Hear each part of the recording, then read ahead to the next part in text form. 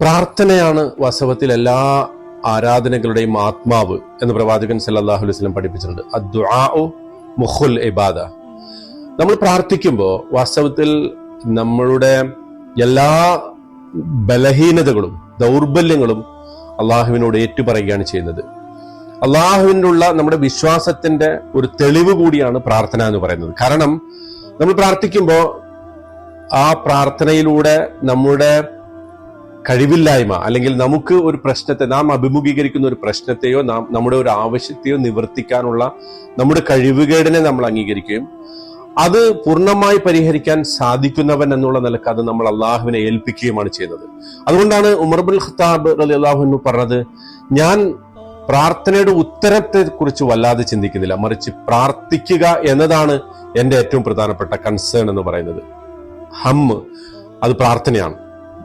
അപ്പൊ ഉത്തരം എന്നത് തരിക, അത് അള്ളാഹുവിന്റെ ചര്യയിൽപ്പെട്ടതാണ്. അള്ളാഹുവാണത് ഏത് രൂപത്തിൽ എനിക്ക് ഉത്തരം തരണം എന്ന് തീരുമാനിക്കുന്നത് അള്ളാഹുവാണ്. പക്ഷെ എന്നെ സംബന്ധിച്ചിടത്തോളം അള്ളാഹുവിന് ഞാൻ വിധേയപ്പെടുന്നു, അവന്റെ അസ്തിത്വത്തെ ഞാൻ അംഗീകരിക്കുന്നു, അവന്റെ കഴിവിനെ ഞാൻ അംഗീകരിക്കുന്നു എന്നതിന്റെ തെളിവ് കൂടിയാണ് പ്രാർത്ഥന. അള്ളാഹു സുബ്ഹാനഹു വ തആല ഏറ്റവും മനോഹരമായിട്ട് ഈ പ്രാർത്ഥനയെ കുറിച്ച് വിശുദ്ധ ഖുർആനിൽ പറയുന്നുണ്ട്. വഇദാ സഅലക ഇബാദി അന്നി ഫഇന്നി ഖരീബ് ഉജീബു ദഅവത ദാഇ ഇദാ ദആൻ.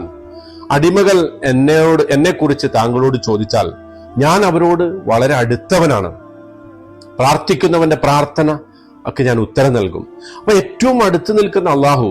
നമ്മൾ ആലോചിച്ച് നോക്കുക, നമുക്കൊരു കാര്യം ഈ ലോകത്ത് സാധിക്കണമെന്നുണ്ടെങ്കിൽ ആ കാര്യം നമ്മൾ അവതരിപ്പിക്കുന്ന ഒരാള് ഒരു വലിയ ഒരാളായിരിക്കാം, ഒരു മന്ത്രിയോ അല്ലെങ്കിൽ ഒരു സിഇഒയോ ഒരു കമ്പനിയുടെ മേധാവിയോ ഒക്കെ ആണെങ്കിൽ അവരുടെ ഒരു അപ്പോയിന്റ്മെന്റ് ലഭിക്കുക അല്ലെങ്കിൽ അവരുടെ ഒരു നമുക്ക് നമ്മുടെ കാര്യം അവതരിപ്പിക്കാനുള്ള ഒരു അവസരം ലഭിക്കുക എന്നത് വളരെ പ്രയാസകരമായ കാര്യമാണ്. പക്ഷെ സർവാധിരാജനായ ലോകത്തിന്റെ മുഴുവൻ അധിപനായ അള്ളാഹു പറയാണ് നമ്മളോട്, നിങ്ങൾ എന്നോട് ചോദിക്കൂ, ഞാൻ വളരെ അടുത്താണ്, നിങ്ങൾക്ക് ഏത് ആവശ്യമുണ്ടെങ്കിൽ എന്നോട് അർത്ഥിക്കാം എന്ന് അള്ളാഹു പറയാൻ.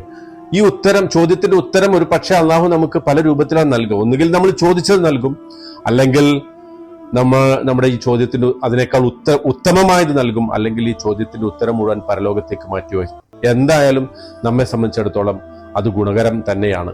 അതുകൊണ്ട് അള്ളാഹുവിനോട് പ്രാർത്ഥിക്കുക. പ്രാർത്ഥനയ്ക്ക് ഉത്തരം ലഭിക്കുന്ന റമദാനിന്റെ ദിനരാത്രങ്ങളിൽ പ്രത്യേകിച്ചു. അള്ളാഹു അനുഗ്രഹിക്കട്ടെ.